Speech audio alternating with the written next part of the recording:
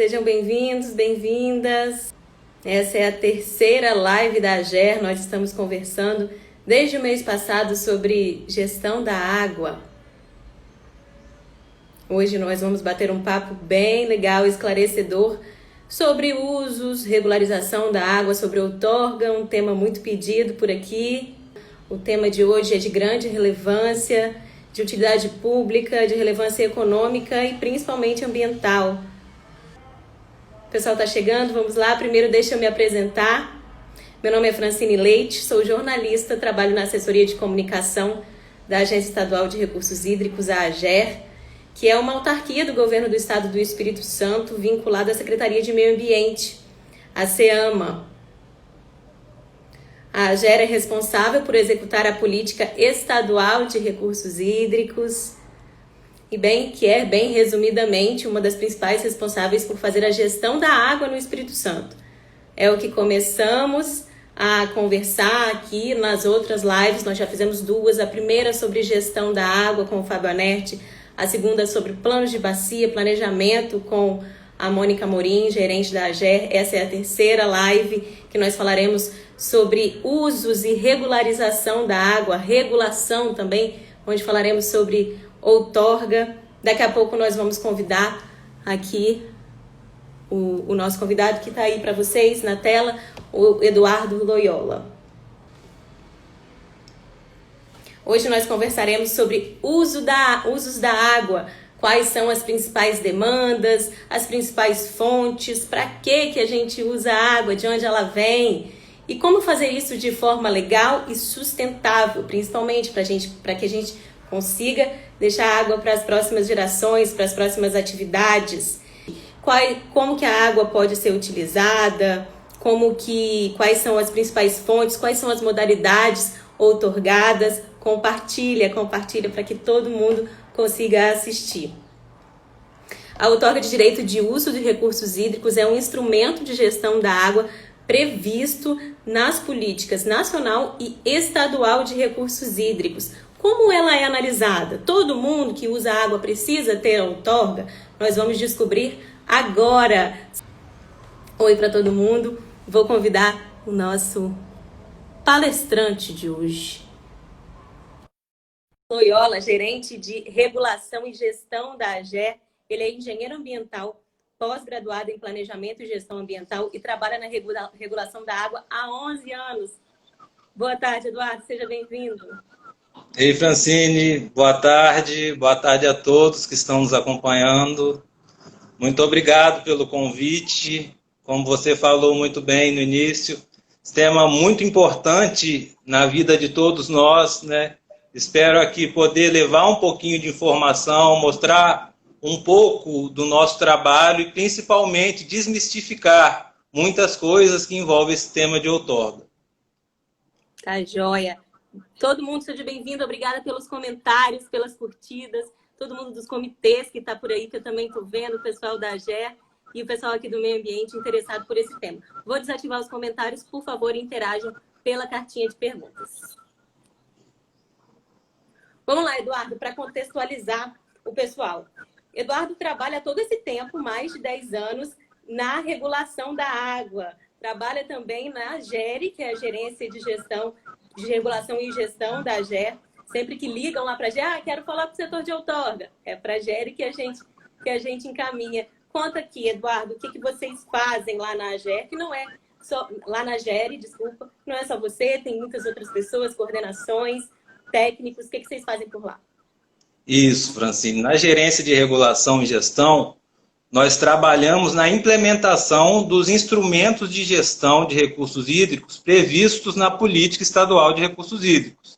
Isso se dá através do cadastramento integrado dos usuários, na análise dos pleitos de outorga de direito de uso da água, né, na gestão dos usos da água subterrânea. E dentro da Gerência de Regulação, nós temos 3 coordenações, que é a coordenação de usos da irrigação, outra coordenação, que é a coordenação de águas subterrâneas, e a coordenação dos usos múltiplos, né, que abarca todos os demais usos não abrangidos pelas duas anteriores.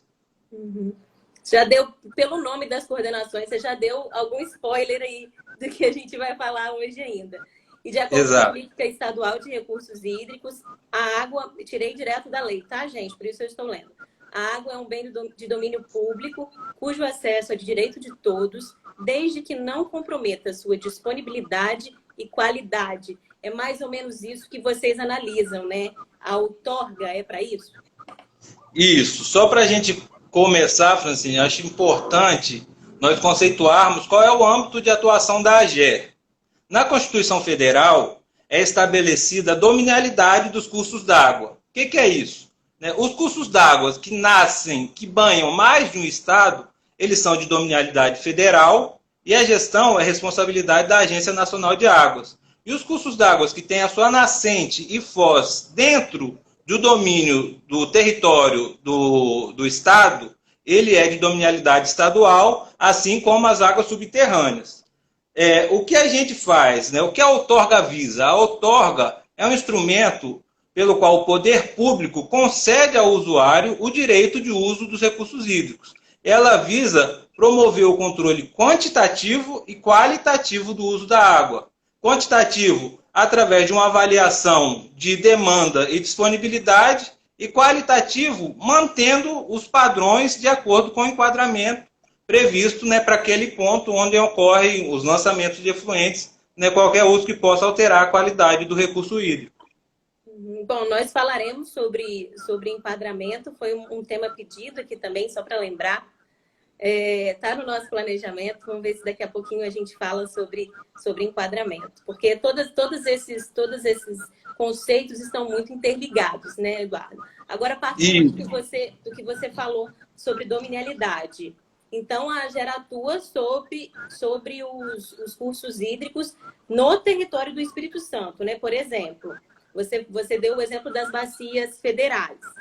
Vamos dar um exemplo, o Rio Doce, por exemplo, a calha principal do Rio Doce, que nasce lá em Minas, deságua no litoral do Espírito Santo, passa por alguns municípios. A calha federal é de responsabilidade da ANA, mas assim, os afluentes que já estão aqui no Espírito Santo são da AGER, né?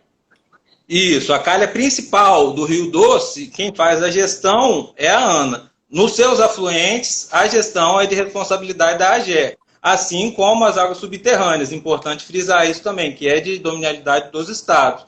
E não só o Rio Doce, nós temos também o Rio São Mateus, o Rio Itabapoana, e outros cursos d'água menores. Todos esses três que eu citei, a calha principal de dominialidade federal e seus afluentes de dominialidade estadual. Uhum. Você falou sobre água subterrânea, sobre os rios. Essas são as fontes? Esses são os recursos hídricos ou tem algum outro? Sim, nós temos os rios, córregos, lagos, barragens, os poços, que aí são de água subterrânea. Essas são as principais fontes e são as fontes que são passíveis de regulação pela AGER. Então, essa é a minha próxima pergunta. A gente entra um pouco no uso dessa água bruta, né? É uma água bruta, não é... Só para deixar claro, não é a água que chega na nossa casa pelo encanamento, pelo abastecimento urbano, beleza? É água bruta que está lá na natureza. Ou por meio de barragens e poços escavados e tudo mais. Quais são esses usos que podem ser feitos da água bruta e que são passíveis de outorga? Nós temos as captações diretas no corpo d'água, temos as captações que ocorrem, captações em barramento, temos os empreendimentos para geração de energia, os lançamentos de efluente, as atividades de piscicultura. Em via de regra, todo uso que altere em quantidade ou em qualidade o recurso hídrico, ele é passível de outorga. Esses que eu citei são os principais e que a outorga está regulamentada aqui no Estado. Uhum. E quais que são os mais comuns aqui no Espírito Santo?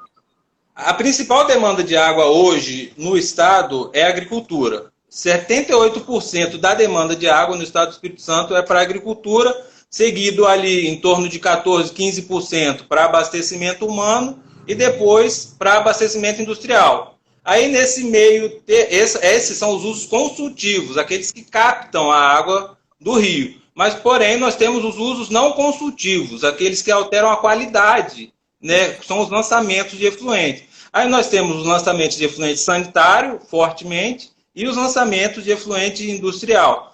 Aí, Francine, é importante a gente fazer esse recorte, né? Isso é para o estado inteiro, mas quando a gente faz uma aproximação aqui nas bacias do Rio Jucu e Santa Maria da Vitória, nós temos uma inversão desses percentuais, onde a principal demanda é para abastecimento humano, seguido pelo abastecimento industrial e depois a irrigação. E a gente percebe que essa demanda principal é o quê? É para abastecer a região metropolitana, uma parte da região metropolitana da Grande Vitória. Está aqui na parte baixa das bacias do Jucu e Santa Maria.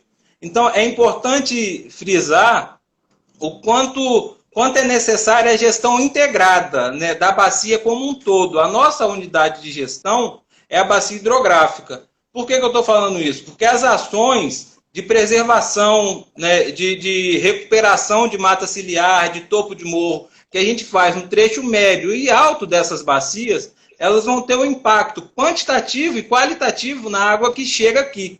E assim, a gente vai, à medida que a gente vai andando pelo estado, cada bacia hidrográfica tem a sua peculiaridade. Por exemplo, se a gente pegar lá no norte, tem regiões que a gente temos problemas com intrusão da cunha salina. Então, você tem problema de abastecimento pela qualidade da água. Em outras regiões, nós temos, a gente pode dar como exemplo, no Santa Maria do Doce, que a demanda é muito forte para a irrigação. Então, já é uma região que o conflito, assim, pelo uso, já é para o uso da irrigação. Por que eu estou falando isso? Porque é muito importante que os usuários, que eles participem da gestão dos recursos hídricos. Né, isso no âmbito do Comitê de Bacia Hidrográfica, que é a plenária que está ali mais próximo deles. A própria política também traz isso, né, Eduardo? Que a gestão tem que ser descentralizada. Por isso que eu falei no início que a AGER é uma das responsáveis, é o poder público, né, que faz essa regulação por meio da outorga e por outros instrumentos. Mas essa gestão é aberta por lei. Permite a participação permite, não só permite, como obriga, né, a participação dos usuários também. Isso. Você citou muito bem um dos fundamentos da política, né, que a água é um bem de domínio público, e o outro, que você citou agora, que é o quê? Que a gestão ela deve proporcionar os usos múltiplos, ser descentralizada e participativa. Nesse ponto, a gente vê uma diferenciação entre a política de licenciamento ambiental e a política de recursos hídricos, onde o usuário está dentro, ele participa ativamente da gestão. Nós podemos dar como exemplo na elaboração dos planos de bacia, onde o comitê ele define quais são os usos prioritários para aquela bacia, onde o comitê propõe as classes de enquadramento dos corpos d'água. Então, a participação da sociedade é ativa, e o comitê ele tem formação tripartite, que é usuários, sociedade civil, né, e poder público. Usuário, sociedade civil e poder público. A formação do comitê. Muito importante, também falaremos sobre isso aqui nas próximas lives, sobre participação, essa participação que é cidadã na gestão da água, para que todo mundo contribua um pouquinho para o meio ambiente, para essa divisão justa da água. Então, retomando um pouco, você falou sobre as modalidades outorgáveis, né? Pela AGER aqui no Espírito Santo. Então, falando sobre captação de água superficial, lançamento, assim, de forma mais geral. Claro que tem as modalidades dentro de cada um. Captação de água superficial, lançamento de efluentes também, que interfere na qualidade, né? Depois a gente vai falar sobre como que é essa análise. E também é uma pergunta que a gente até recebeu aqui nas caixinhas, nas conversas que a gente tem aqui pelos stories do Meio Ambiente ES, água subterrânea. A água subterrânea também tem uma regulamentação específica, né? E também demanda outorga. Sim, a água subterrânea, nós temos duas modalidades de regularização da água subterrânea. Uma é o cadastro e a outra é a outorga. quando que eu me enquadro em uma, quando eu me enquadro em outra. Os usos onde a captação é superior a 13 litros por segundo, eles são outorgáveis. Os usos inferiores a 13 litros por segundo, eles são passíveis de cadastramento. E no ato desse cadastramento, é emitida uma declaração de uso das águas subterrâneas. Uhum. Tem uma regulamentação, um prazo que vai vencer agora no fim de agosto. Isso vai mudar, né, Eduardo? Vai ser prorrogado? Nós tínhamos estabelecido até 31 de agosto para a regularização dos poços. Porém, nós vamos provavelmente prorrogar por mais um ano esse prazo. Então, a gente já vai jogar até 31 de agosto do ano que vem. Você falou sobre a diferença da vazão de retirada, agora falando sobre água subterrânea. Com a água superficial também é assim? Todo mundo precisa de outorga, independentemente do volume retirado, ou tem uma diferença? Tem sim. Nós temos, dentro da outorga, uma regulamentação do Conselho Estadual de Recursos Hídricos, que são os usos que são dispensados da outorga, os chamados usos insignificantes. Quais são esses usos? Né? As vazões de captação limitada a 1,5 litros por segundo, no caso do volume máximo diário de 43.200 litros, que daria um período de captação de 8 horas. Se for um barramento, o volume máximo do barramento tem que ser de até 10 mil metros cúbicos. E também os lançamentos de efluente, que o parâmetro do lançamento de efluente já é uma coisa qualitativa. O critério, o padrão é a DBO. A DBO do efluente, ela tem que ser igual ou inferior ao estabelecido para a classe de enquadramento do corpo d'água. E onde a gente ainda não tem enquadramento estabelecido, temos uma resolução CONAMA que define que os corpos d'água são enquadrados como classe 2. Aí, nesse caso, o padrão de DBO é de 5 miligramas por litro. Então, se for igual ou inferior a 5 miligramas por litro, ele também é dispensável da outorga. Mas obrigatoriamente, esses usos têm que ser cadastrados junto à AGE. E no ato do cadastramento é emitida uma certidão de dispensa de outorga. A dispensa, que também é muito procurada lá entre os serviços da AGE. Você falou sobre lançamento de efluentes, apenas em locais onde não há tratamento de esgoto, né? Isso, onde, né, se você está no núcleo urbano que você tem a rede coletora disponível, você vai se interligar à rede. Porém, se você está numa zona onde ela não está disponível, que você vai fazer o lançamento direto no curso d'água, você tem que requerer outorga. E também nós temos regulamentação de uma resolução CONAMA com os critérios, né, mínimos que esse efluente tem que ter para ser lançado, uma eficiência de tratamento mínima que tem que ter na sua estação de tratamento de efluentes. Então, tem toda uma regulamentação legal por trás disso. O importante é não fazer isso no escuro, né, Eduardo? Procurar a informação. A gente convida até as pessoas para irem no site da AGER, www.ager.es.gov.br. Tem muitas informações lá. A gente está sempre atualizando. Depois a gente vai estar vindo por aí, estão vindo algumas novidades que a gente fala no final. Mas é sempre bom ir atrás dessas informações, porque a gente está mexendo com o meio ambiente, né? Para que nada seja feito de forma aleatória e sem técnica para isso, né? Mesmo que seja feito por cada um, tem informação disponível e todo mundo pode correr atrás. A gente também está disponível lá na AGER. Então, sobre tratamento de esgoto, então, as companhias de abastecimento e de saneamento também precisam da outorga, né? Sim, todos os usuários precisam requerer a outorga. E é muito importante isso que você falou, porque o abastecimento humano, né, ele é tido como estabelecido na lei como um uso prioritário.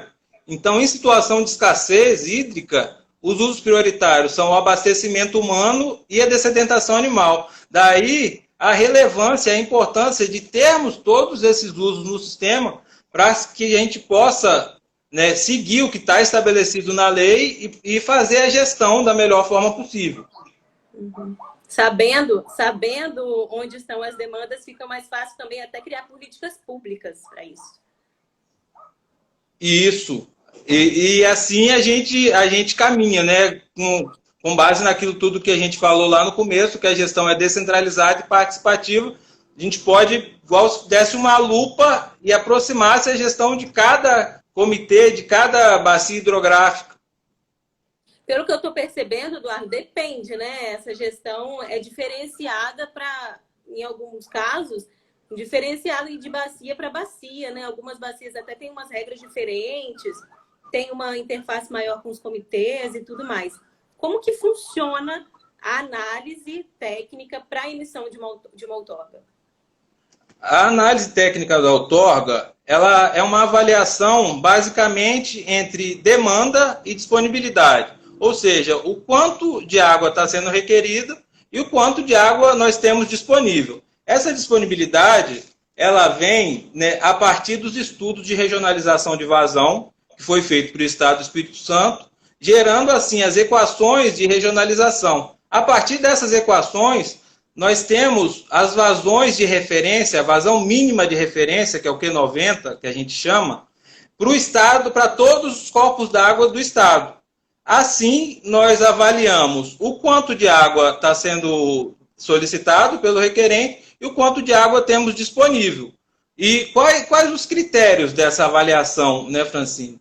O usuário, individualmente, o limite de captação é de 25% dessa vazão de referência e coletivamente é de 50% da vazão de referência.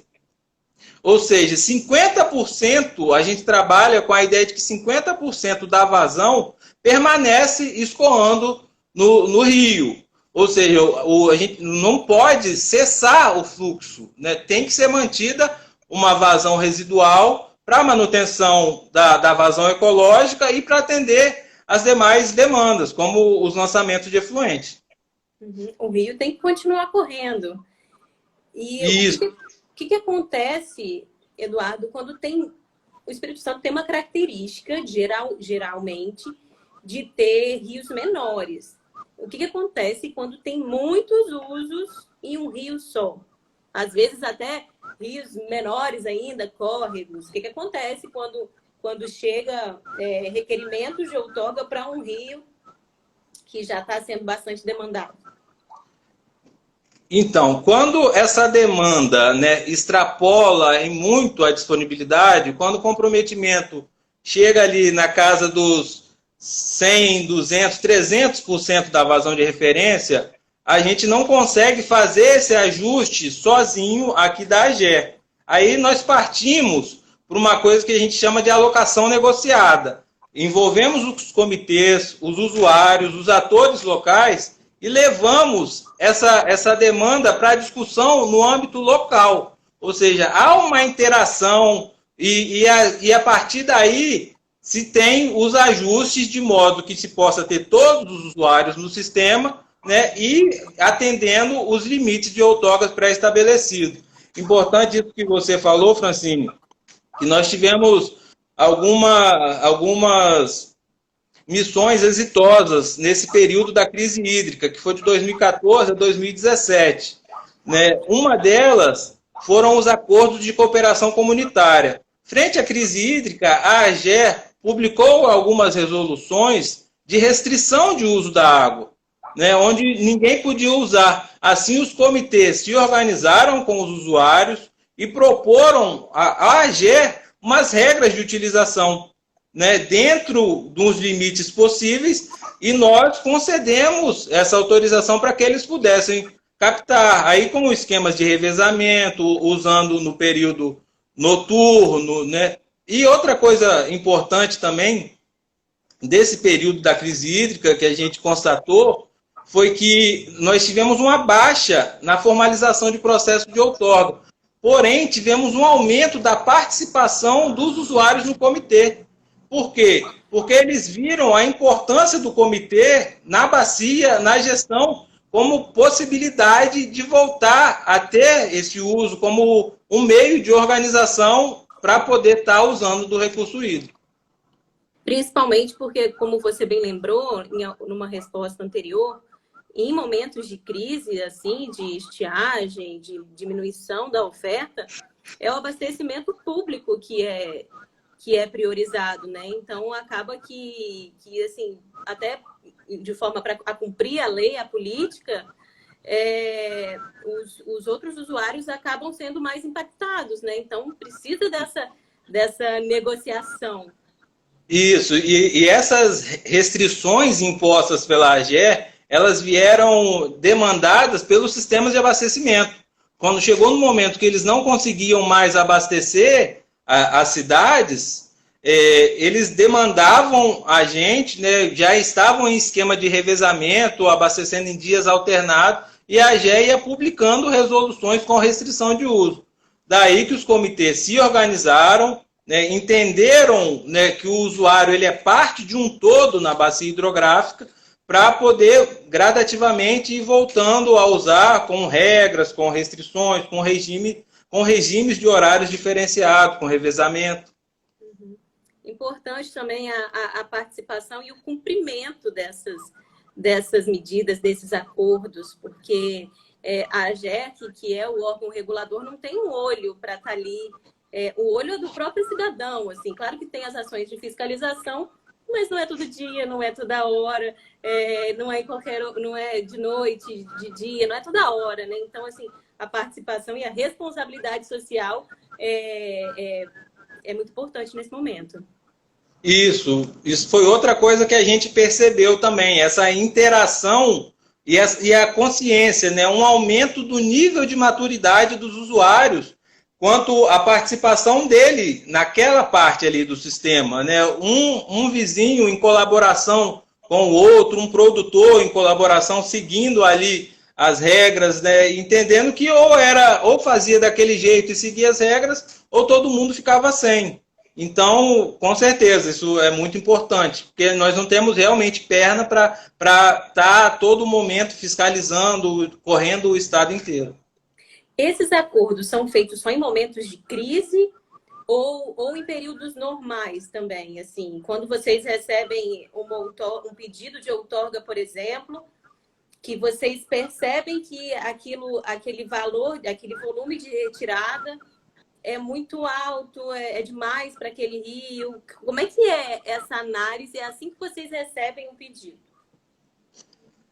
Os acordos eles foram específicos para esse momento de crise, né? Nós temos a alocação negociada quando a gente percebe que extrapolou muito a disponibilidade hídrica, né? Mas em vias normais, a gente tem um sistema de suporte à decisão, que é o sistema de controle de balanço hídrico. No momento que o usuário faz o requerimento dele de outorga, ele já entra na nossa base de dados e esse nosso sistema já faz uma avaliação se aquele pleito é viável ali ou não.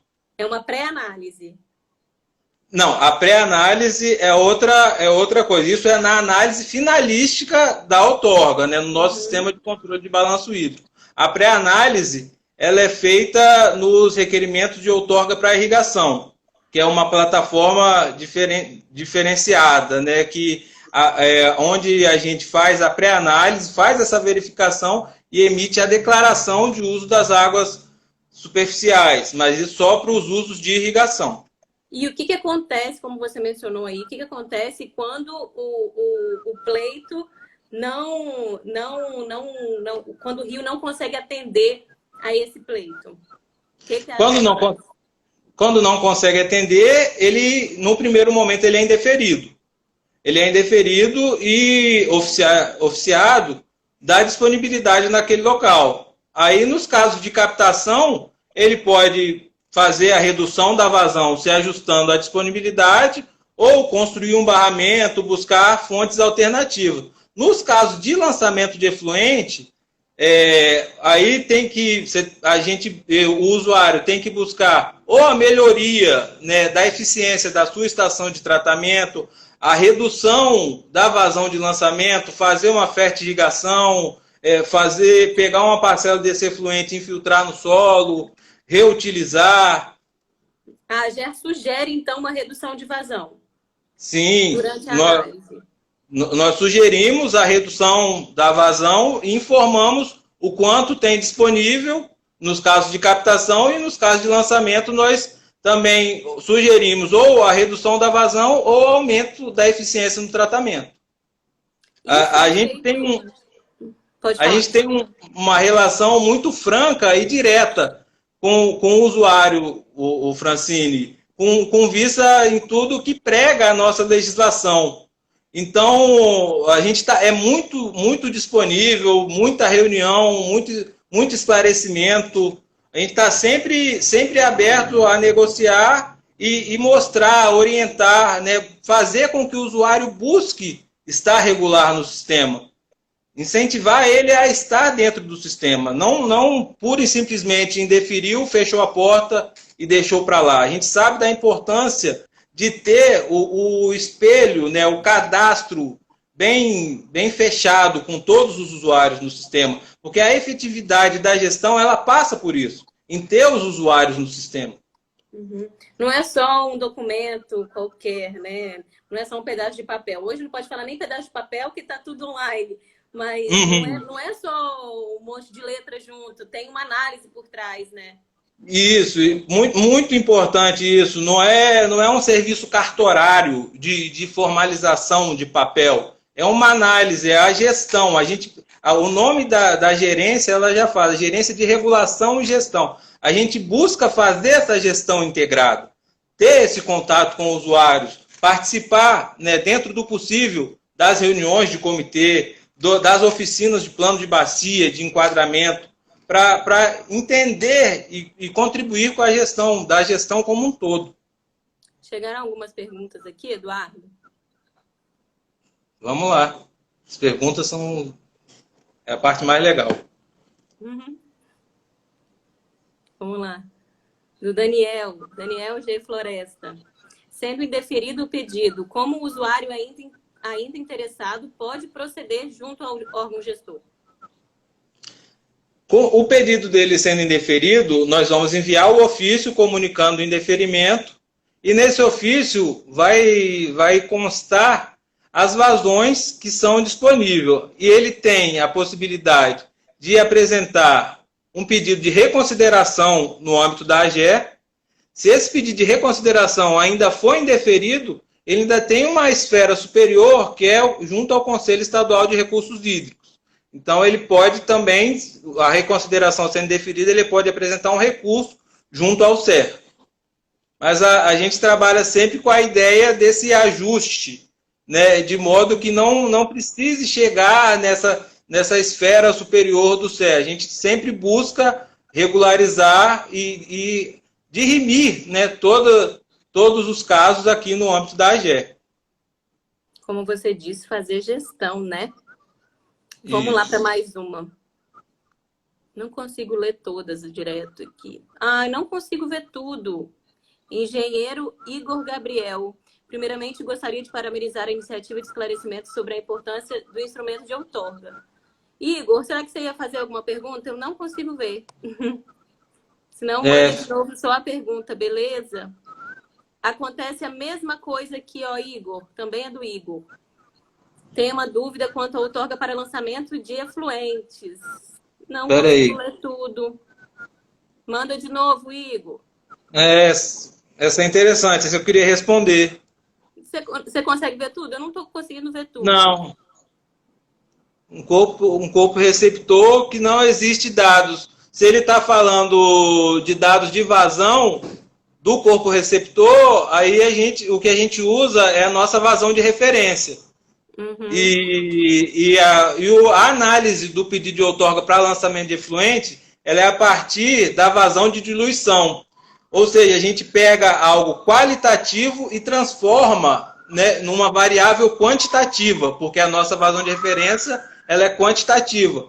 Então, a partir das características da vazão de lançamento e da concentração de DBO do efluente, para o caso de lançamento em corpos d'água, nós fazemos o cálculo para verificar a disponibilidade hídrica. E nós temos os casos também que os lançamentos ocorrem em lagos e reservatórios, que aí nós avaliamos o aporte de fósforo, que é o nutriente, né, possível que vai causar eutrofização. Então, nós avaliamos o quanto de fósforo tem nesse efluente para ver qual o limite que podemos lançar de acordo com o tamanho daquele lago ou daquele reservatório para não causar, né, esse impacto ao meio ambiente, que é a eutrofização.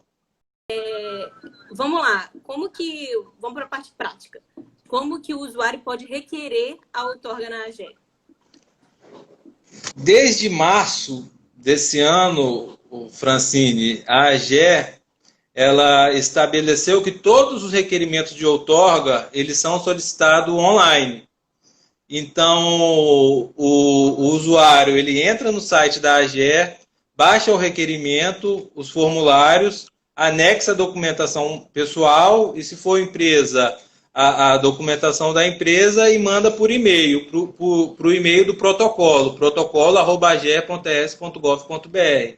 Porém, os usos da irrigação, nós já temos uma plataforma específica para solicitação de outorga. Ela está disponível no site da AGE e é feito um cadastramento em 2 etapas. Primeiro, ele cadastra a documentação, nós validamos essa documentação e depois ele cadastra a interferência. Ao final desse cadastro da interferência de irrigação, nós autuamos o processo de outorga e enviamos para ele uma declaração de uso dos recursos hídricos, que tem validade de 3 anos, essa declaração.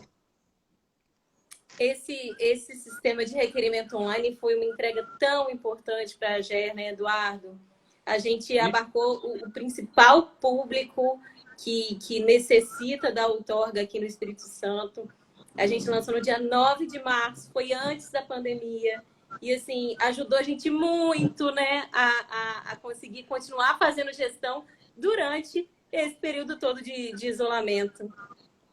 Sim, e uma coisa muito importante, né, Francine? O produtor que antes tinha que sair lá de Ecoporanga, lá do norte ou lá do extremo sul do estado e vir até a AGE para solicitar uma outorga, hoje ele faz de casa. E pelo computador, o sistema é muito autoexplicativo, muito tranquilo, ele não precisa pagar um consultor, nós não solicitamos anotação de responsabilidade técnica. Então, ele mesmo consegue, dali da casa dele, sem custo nenhum, fazer a solicitação da outorga e, de forma assim, muito rápida, nós conseguimos validar essa documentação, emitir a declaração de uso. Realmente, foi um ganho muito grande. Parecia que a gente já estava, né, se preparando para passar. Foi fantástico, realmente, o lançamento dessa plataforma. E é o nosso principal uso, né? A nossa principal demanda. Cerca de 95% dos processos de outorga existentes na AGE hoje são de finalidade de irrigação, tem a finalidade de irrigação. Justo, né? Quem leva alimento para nossa mesa. Você falou com certeza. Você falou que é um sistema fácil, assim, realmente ele é intuitivo, tem essa comunicação com o usuário. A gente sabe que, claro, nem todo mundo tem muita familiaridade com a internet. A gente sabe que a AGE também tem ciência de que existem pessoas que acabam cobrando para fazer esse serviço. Só que a AGE também incentiva que os produtores de qualquer idade, de qualquer modalidade, entrem no site da AGE, tem todo um passo a passo. Tem o sistema de requerimento online tem um manual de uso. Então, assim, todo esse treinamento pode ser feito. E a AGE também está dando treinamentos, né, Eduardo? Hoje mesmo teve um, não teve? Isso. Hoje nós tivemos um treinamento com a FETAIS, com o Sindicato dos Trabalhadores Rurais, né, que tem como público principal a agricultura familiar. Amanhã nós vamos ter outra rodada de treinamento com eles. E antes de lançar esse sistema de irrigação, de outorga para irrigação, essa plataforma, nós fizemos diversas rodadas de reuniões com a Secretaria de Estado de Agricultura, com a FAES, com a FETAIS, né, com diversas instituições, no intuito, né, de colher informações e mostrar qual é o caminho de gestão que a AGE está traçando, o que nós estamos buscando com a gestão de recursos hídricos, né? E considerando isso, que é quem realmente produz e coloca o alimento na nossa mesa. E é um público que necessita desse auxílio. A gente precisa, né, fazer com que essas ferramentas estejam disponíveis para que ele possa andar sozinho, né? Hoje, quase todos os procedimentos a gente consegue fazer pela internet, né, Eduardo? Dentro da gerência de regulação, todos os procedimentos são online. Todos.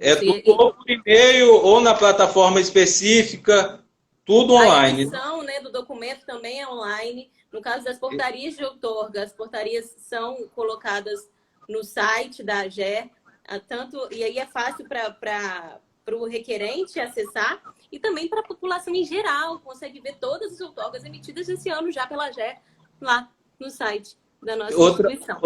Outra coisa importante que nós estamos disponibilizando no site, Francine, é a planilha com os usuários de recurso hídrico. Que antes o usuário ligava para consultar o status do processo, para ver qual foi a tramitação que o processo dele teve. Hoje não, hoje essa planilha está disponível no site da AGE, o usuário pode baixar e fazer um comando de busca nessa planilha de Excel através, né, do nome, do CPF, ele consegue localizar, ou o número do processo, ele consegue localizar o processo dele e ver qual o status daquele processo. Então, também já facilitou, já poupou mais um pouco, né, do tempo, facilitando a vida do usuário. Com certeza, além de facilitar, dando transparência a todos esses processos, né? Isso aí. Chegaram outras perguntas aqui. O Igor agora mandou a pergunta direta. Posso utilizar uma estação fluviométrica mais próxima para utilizar como referência? Ele pode utilizar dependendo do estudo que ele for fazer e como ele vai usar esses dados. Como tomada de decisão, a AGE tem os estudos dela de regionalização para a definição da vazão de referência. Isso já está estabelecido. Porém, no caso do Igor, se ele for fazer um estudo de viabilidade para uma pequena central hidrelétrica, né, que é para geração de energia, ele pode tomar esse estudo como base, sim, não tem problema nenhum. Porém, para a tomada de decisão, nós vamos continuar com as nossas razões de referência. Outra pergunta que ele fez é quando não existe esses dados, não existe dados para vazão de referência no corpo receptor. Ele está falando sobre lançamento de efluentes. Então, hoje nós temos o estado inteiro mapeado. Quando acontece de um uso ou interferência cair num ponto onde a hidrografia não está cadastrada, nós enviamos esse requerimento para o setor de geomática. A geomática ela traça essa hidrografia e a partir daí nós temos a vazão de referência daquele trecho. Por quê? Então pode Porque procurar a GE. Pode procurar a GE. Nós temos esse dado, porque as variáveis já estão definidas, que é precipitação, basicamente, precipitação e área de drenagem, a bacia de contribuição. Então, a partir disso aí, extraído do estudo de regionalização de vazões, nós temos a vazão para o estado inteiro. Espero que tenha respondido, Igor. Tem mais uma pergunta dele aqui. E também, Francine, acho importante frisar que essas vazões de referência que nós utilizamos, elas também estão disponíveis na internet, através da plataforma i3Gel. O usuário pode abrir lá o navegador geográfico, lançar as coordenadas e consultar a vazão de referência do ponto onde vai ser a interferência dele. Isso auxilia ele já sabendo os critérios de outorga, ele já sabe se o uso dele vai ser deferido ou não. Então, principalmente antes de você iniciar, implantar um empreendimento, é importante que faça essa consulta. Isso aí, né? Contratar também responsáveis técnicos para que esse uso seja mais seguro possível, né? Mais correto. Outra pergunta, o processo de outorga é integrado com o licenciamento ambiental no Espírito Santo? Não, não é integrado. A outorga geralmente é condicionante, né, ou condição para o licenciamento ambiental, mas são processos distintos, porque são autarquias distintas, né? O licenciamento ambiental no estado pelo IEMA ou pelos municípios, realizado pelos municípios, e a outorga é realizada pela AGER. Então, são processos distintos. Joia. E aí eu ia te perguntar, né, que além de cumprir a lei, quais que são as vantagens de se ter uma outorga, de ter o seu uso regularizado? Então, além de atendimento à legislação, tanto de recurso hídrico quanto a de licenciamento ambiental, a outorga possibilita ao usuário a ter acesso às linhas de crédito, porque o usuário só consegue o crédito se ele tiver a outorga, e no caso da irrigação, a declaração de uso das águas subterrâneas, ou a declaração de uso de águas superficiais. Com a outorga, o usuário ele pode ter acesso ao benefício tarifário energético, que é o relógio verde, né? Então, ele tem uma redução nos custos da energia, sem falar na questão do meio ambiente, que com a outorga nós conseguimos controlar a quantidade de água e a qualidade da água que está escoando nos nossos rios. Uhum. Para a água também não ficar só para as atividades produtivas, para que a natureza continue ali seguindo seu curso. Né? Isso, exato. Aí tem outra pergunta do Vitinho. O processo de outorga pode ser integrado no meio urbano? No meio urbano, não, porque a gente está falando da água bruta, né? A não ser que ele esteja no meio urbano, porém ele faça um lançamento, né, ou uma captação direta num curso d'água, o que é muito difícil de ocorrer, porque nesses casos a gente, em via de regra, nós já temos o sistema de abastecimento de água e o sistema de esgotamento sanitário. Certo. Eduardo, quero te agradecer por ter vindo. Quero pedir desculpa às pessoas por a conexão ter falhado, mas eu acho que a gente cumpriu o nosso propósito inicial, que é aqui passar informações, desmistificar algumas coisas. Espero que a gente continue nesse bate-papo aqui por mais tempo, com ou sem pandemia. Espero que ela acabe logo. E, Tomara. Pessoal, podem mandar suas sugestões. A gente sempre abre caixinha de pergunta lá nos stories. A gente quer fazer mais live aqui. Podem mandar sugestões de assuntos, dúvidas, que a gente está aqui à disposição. Terça-feira que vem a gente volta. Nós temos muito que falar ainda. Nós vamos falar de barragens, segurança de barragens. Inclusive, barragem também precisa de outorga. Participação cidadã. Tem muita coisa boa para a gente conversar por aqui. Conto com a colaboração de vocês. Obrigada, viu? Eduardo, brigadão. Quero deixar suas considerações finais agora. Quero, Francine, agradecer você pela oportunidade, por estar nos proporcionando, né? Você como mentora dessas lives, está nos proporcionando esse momento. Eu gosto muito quando eu tenho a oportunidade de rodar o estado, né? Antes da pandemia, espero poder voltar a fazer isso logo. Quando dava palestras, de falar que esses momentos são de grande valia, porque nós estamos centralizados aqui, então temos pouco contato direto com o usuário, não temos como o Incapério e DAF, né, os escritórios locais e regionais, então esses momentos nos possibilitam a isso, tá mais próximo, levar informação. Gostaria de dizer que a Gerência de Regulação e Gestão está aqui de portas abertas, né, para receber, instruir e que os usuários tenham a AGER como órgão parceiro, né, como órgão parceiro para construir, para a gente poder efetivamente fazer a gestão dos recursos hídricos. Valeu, Francine, obrigado a todo mundo que ficou aí. Peço desculpa pelas intercorrências, né, que tivemos com a internet e até a próxima. Isso aí, também eu que agradeço, Eduardo, obrigado por ter reservado esse tempo para a gente, para o pessoal aqui do Meio Ambiente ES. É uma rede muito, muito grande, né, de pessoas de vários setores, que gostam de ver informações sobre o meio ambiente. Quando a gente fala da AGER, a gente tem uma interface muito grande com outros setores também, mas também sempre pensando principalmente no meio ambiente, que somos todos nós. Obrigada, pessoal. Até a próxima. Valeu.